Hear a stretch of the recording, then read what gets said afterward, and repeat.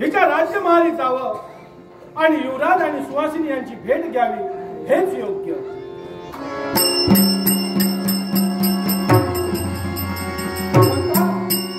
हे काय पाहतोय? या महाराणीचा या मालाची अशी दुरवस्था नक्कीच काहीतरी विपरीत घडले असेल. खंडू मंडळ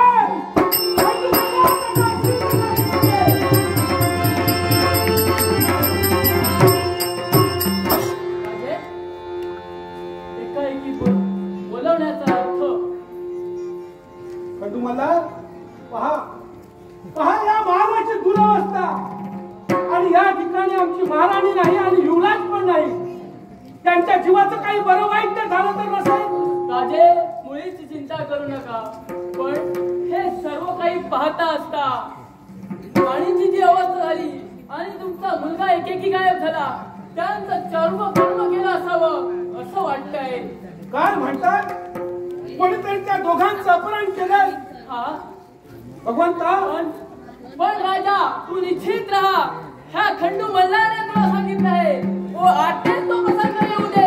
हा खंडू मल्हार तुझ्या समवेत आहे. म्हणून आपल्याला त्या दोघांनाही शोधायला जायला पाहिजे.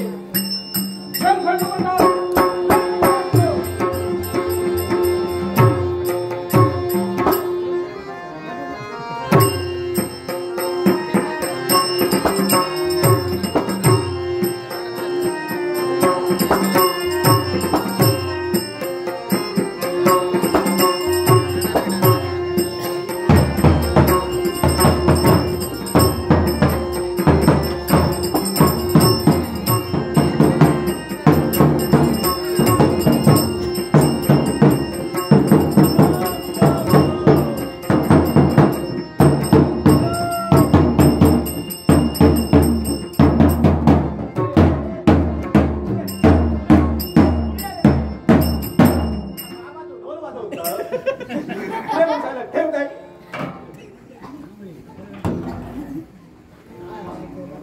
पहिल्या बक्षिसीला माका नय तर हे संगीत साथ करणारे पकवाजी यांच्यासाठी दशावतार कलावंत श्री मामा माळकर यांच्याकडून बहुमोलाचं पारितोषिक आलंय. या पारितोषिकाचा स्वीकार सगळ्यांका सांगतोय. पहिली आधी मांडाची वर्गणी जमा करा. अरे वार्षिक यो कार्यक्रम असा. अरे पैसो किती लागतात तुमका कळणार नाही. अरे प्रत्येकाचा काय घुमरो झिजव होयो काय रे. होय तर सगळ्यांनी पहिले पैसे दिवा आणि माझ्याकडून पावते घ्यावा. पैसे द्यायचे नाही आणि पैसे दिल्याशिवाय पावती पण द्यायची नाही. बरोबर पावती काय ती घ्यावा पैसे बाजार द्यावा. हा तुमका सांगतोय काय हा वार्षिक कार्यक्रम हा खर्च वाढलेलो असा. प्रत्येकान वर्गणी माझ्याकडे जमा करा. आता मी पडलोय गावकार. आता म्हणतात ना तू म्हणाचो त्यांनी हांडो घासूचो सगळा माकाच बघूचा लागता. साफसफाई म्हणा नको देवाची पूजा म्हणा नको वार्षिक कामा म्हणा नको. तसं मी बाहेरचा ऋतूला बारीक सारीक काम करतोय तरी काहीतरी मिळतात. पण काय ही शेपडी आहे माझी शेपडी. हो चाय दे ना माझ्या पाठून धावतलो. साफसफाई तुम्ही करा देवाची पूजा मी करतो. काय नाही देवाची पूजा मी करतो. गणू घेता ह्या नाही का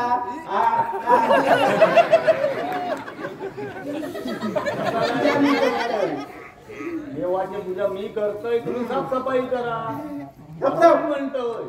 तुमका सांगतोय बारीक सारीक कामा करतोय पण शेपडी पाठसून धावता. हो कोणी नारळ ठेवलो पेढे ठेवलो सगळ्या ह्यो पिशेत घालता. माका पक्ष 10-20 रुपये फक्त गावतात.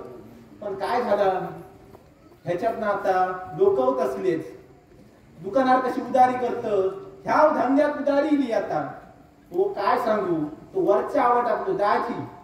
त्या दिवशी माका म्हणता कसो खाली मासे गावनत ना मासे गावनत नाही तिरायटाकडे गेलं.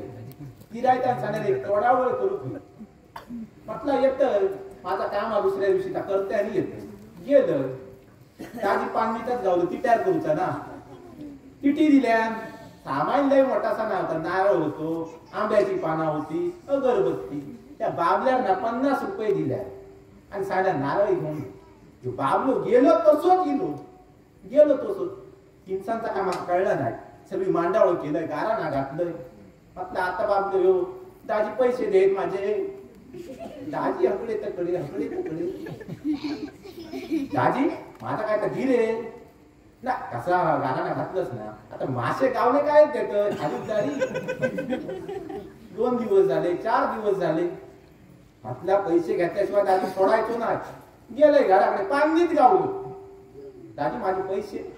अरे कसला गारा ना मासो खायचो माशाचा खवा गावला नाही. हो तुमका सांगू आजपर्यंत मी गाराने घातलंय पण पोर नाटका पोर झाला लगीन झाला आणि हो सांगता तुझ्या गारानं काय मासो गावलो ना.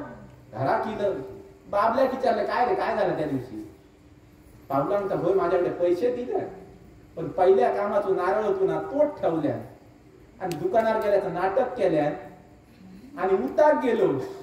आंब्याची पानं सांगितली कलमाची हाडल्या देव पावतलो कसो असलो ह्यो मेलो बाबलो सगळ्या भर धावतलो. पण सांगू त्या दिवशी ना भुयेच्या ते गाराना घातलंय. त्या सांगते म्हणजे कसा तुमका समजा पाया कसे लोक ते गाराना घातलं. हे बारके पोरटोरत ना नशा पाणी करतात काय करतात दारू खातात गुटखा खातात काय काय करतात. म्हटलं देवाक सांगलं ही सगळा ह्याचा मडा पाया नाहीतर त्यांच्या पाठीवर दणके दी. तो गणगो गावलो खालचू माका विचारता काय रे मी दारू खातोय ती तुझ्या बापाशीची खातोय हा ते तुझ्या बापाशीचा काय जाता. त्याका सांगलं माझ्या बापाशीचा काय जाणार नाही पण तू तुझ्या बापाशीच्या आधी भासनात जात तोंडात मारल्यावर चलत राहू समजला. असा हे बाबा संध्याकाळी कोणची कामात ती बघ आधी बघ. संध्याकाळी बरीच कामा इल्ली हो. हा कोणाची हो बाबा पटापट पंचा गाराला काय असं पुरा करू गया. दाजी तो दाजी नाही दाजी खवळ्याचं लगीन जमलं नाही त्याचा पहिला गाराणा घालू गया. जाऊया आणि बाबा मुंबईकरात असं नाही गावलं त्याचा पहिला गाराणा घालू गया. हो मात्र सत्य मागच्या कामाचे रोखीन 70,000 रुपये दिले माका. 70,000. हा आता आल्यानंतर भगवान मुंबईकर त्याचा का कापा मासे दुकान घालता बिचार झपणार नाही रे. कसे खपतले माश्या जाता पण निस्त्या का होय ना ते दुसऱ्याच्या हाडतो कसे आपण बरोबर आणि बरीच कामा पहिली बऱ्याच जणांची गाराणा घालू बाई. होय होय का करूया पण काहीतरी माका पण सुटा व्हाया समाजला. सगळ्यात तुझ्या खिशात घालू नको. काय म्हणतो हात खाली मी गावकार कोणची पाठ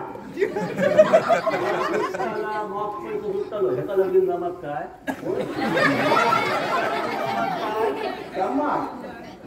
पण 8 पायाचं बकरो लागा. 8 पायाचं बकरो काय गावाचं नाही 2 पायाचं बकरो आरडता चला काय चला हे वरा घेऊन जाता कुंद्रो काढ्या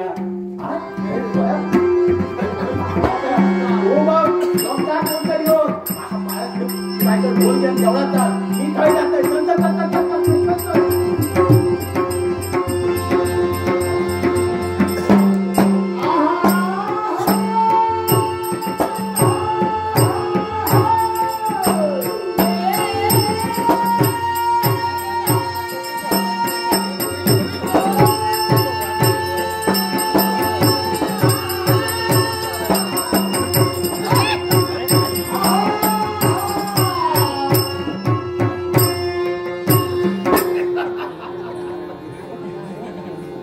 जांभुऱ्याला पाठवलेल्या कर्तव्यासाठी पण अजून जांभुऱ्याचा काही ठाव ठिकाण नाही.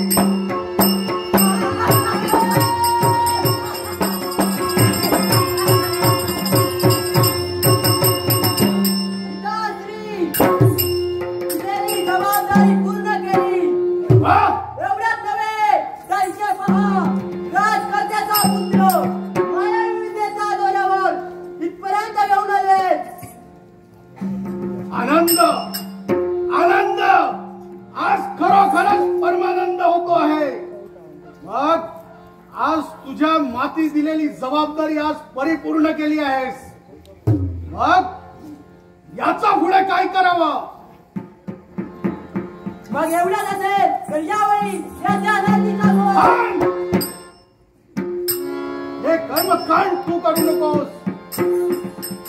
आज तुझा बाप जिवंत आहे.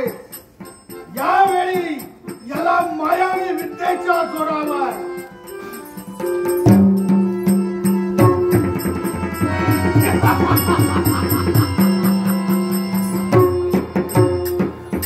यावेळी याला आपण कडे लोट करू. मग विलंब कशाला? यावेळी याला कडे लोट.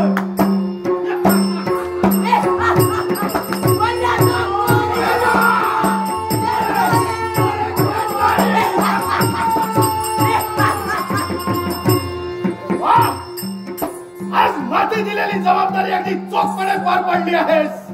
मग आज तुझा बाप तुझ्यावरती दुसरी जबाबदारी देतो आहे. त्याची जबाबदारी कोणती? एकच या क्षेत्रफाल नगरीमध्ये आंड उत्सवाचा कार्यक्रम सुरुवात होतो आहे. तिथे तुला जायचं आहे. आंड उत्सवाला जे जे कोण व्यक्ती येत आहेत त्यांना सोडो की पळो करून सोड. क्षेत्रफाल नगरीत जाऊन दरवर्षीप्रमाणे मांड उत्सवाच्या कार्यक्रमात उडगोस मांडायचा असेल तर यावेळी निघाली आहे.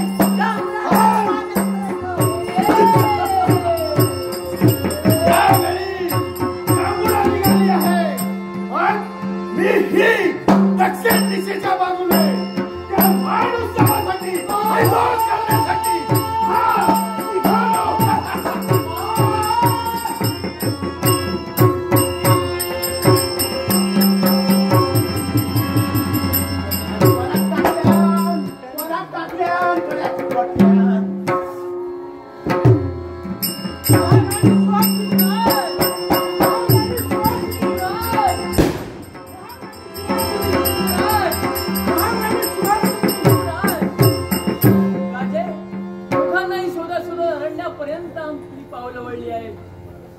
इकडे कुणीच काही दिसत नाहीये. राजे इकडे कोणतरी गृहस्थ दिसतोय. याला विचारावं. कोण कोण गावकरी? होय होय विकतो तुम्ही ऐकोय काय तुम्ही गावकरी, माझी पत्नी महाराणी सुहासिनी आणि माझा पुत्र युवराज हे दोघंही कुठे दिसेनासे झाले, म्हणून त्याच्या शोधात आपण फिरतो आहोत या जंगलामध्ये. तुमचं पुत्र रामदेवा, तुला काय माहित आहे? सांग. आता काय उपयोग ना. ते काय बोलतोय? आता तुला भेटणार नाही. काय बोलतोय माझा? दोघजान कोणतरी होते. दोघजानी ले दरीत टाकल्याने. काय म्हणताय गावकरी? माझ्या युवराजाला तरी मला मग या राजकर्त्याला या जगण्याचा अधिकार नाही. माझा वंश या जगातून निघून गेला नाही.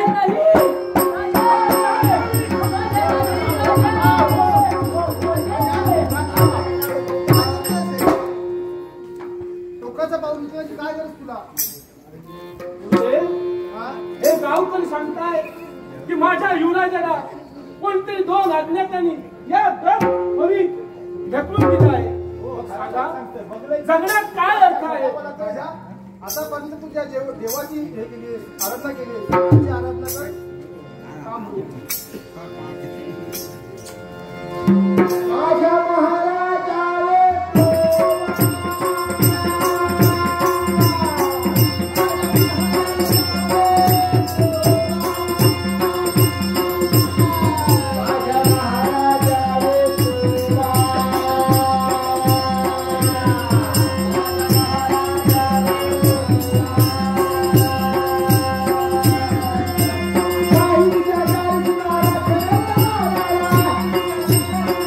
Thank you.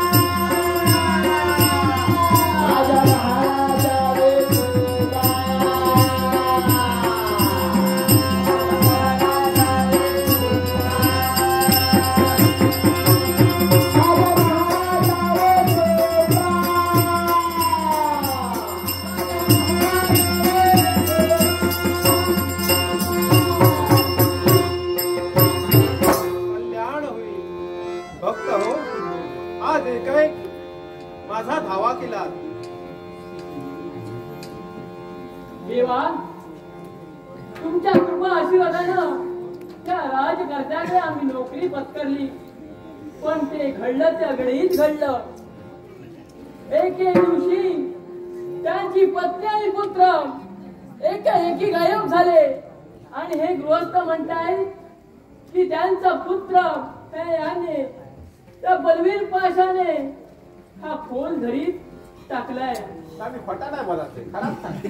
काय म्हणतोय भगवंता, अरे आजपर्यंत एक निष्ठतेने मी तुझी भक्ती केली आणि हे गावकरी म्हणतायत की तुझा पुत्र त्याला या घरी फेकून दिलं. सांग भगवंता, राजा, जगून काय उपयोग? आपल्या पोटचा गोळा एका खोल दरीत कोसळला असं समजतात.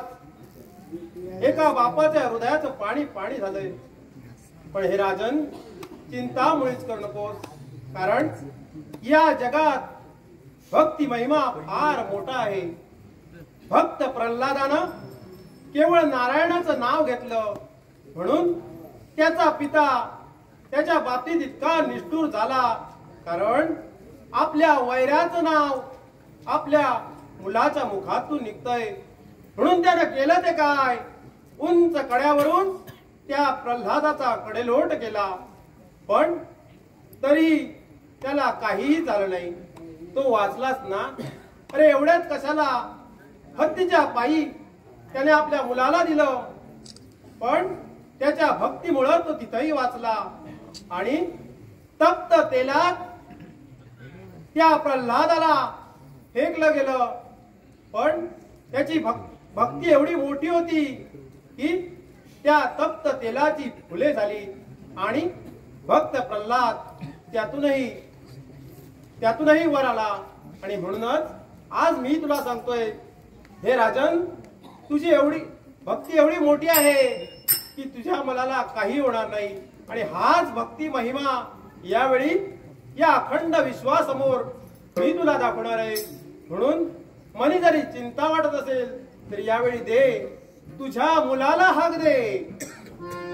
युवराज, युवराज, श्रीदेव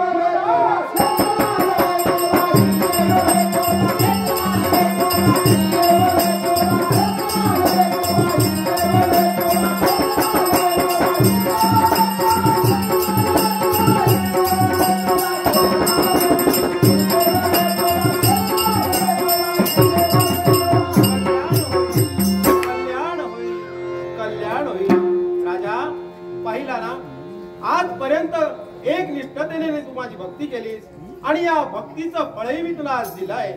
मग राजा सांग, अजूनही चिंताग्रस्त? भगवंता, तू आज माझा पुत्र मला मिळवून दिलास, परंतु भगवंता, याला मी माया देऊ शकतो, परंतु आईचं प्रेम देऊ शकत नाही, कारण स्वामी तिन्ही जगाचा आई विना भिकारी. राजन, योग्य आहे तुझं म्हणणं. पिता कितीही मोठं झाला तरी आईच्या मायेची ऊब त्या आपल्या पोटच्या गोळ्याला तो नाही देऊ शकत. अरे पण जिथं तुझा पुत्र तुला मिळवून दिलाय तिथं याच्या मातेची आणि तुझी भेट लवकरात लवकर मी घडून देईन. पण याच्यासाठी एक करायला हवंय. काय करायला हवंय महाराज? प्रतिवर्षाप्रमाणे या क्षेत्रपाल नगरीत तू मान उत्सव भरवतोय, आणि म्हणूनच यावेळी मान उत्सवाची जय्यत तयारीला तुला. त्या मान उत्सवात आतापर्यंत तुम्हा दाम्पत्याने माझी एक निष्ठतेने पूजा केली, तो मान उत्सव भरवला. त्याच मान उत्सवात तुम्हा दोघांची ही भेट मी घडवून देणार आहे. पण असं जरी असलं तरी हे खंडो मल्हार, या मान उत्सवात तू उपस्थित नाही राहायचंय. उपस्थित नाही राहायचं यालाही कारण आहे. कारण याच मान उत्सवात दंग असताना दुसऱ्या बाजूने बलवीर पाशानं डाव आखलाय, आणि तो कोणत्या प्रकारे असेल तर दुसऱ्या बाजूने हा बलवीर पाशा आक्रमण करणार आहे. म्हणूनच त्या दुसऱ्या बाजूला जाऊन तुला ते आक्रमण थांबवायचं आहे. पण ते कसं? युक्तीच्या जोरावर नव्हे, शक्तीच्या जोरावर नव्हे, तर युक्तीच्या जोरावर तुला हे करायचं आहे. आणि त्यासाठी प्रेरणा तुला मी देणार आहे. म्हणूनच हे राजन, जा त्या मांड उत्सवाच्या जय्यत तयारीला तुम्ही लागा आणि या मांड उत्सवात जर काही संकट आलं तर हा श्री क्षेत्रपाल श्री वेतोबा तुमच्या रक्षणासाठी सदैव तत्पर आहे, सदैव तत्पर आहे, सदैव तत्पर आहे. माझ्या महाराजा वेतोबा, महाराजा वेतोबा,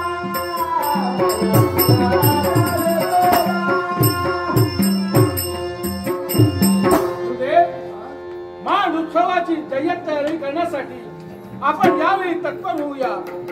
चल युवराज. देणगीची काही काळजी करू नका.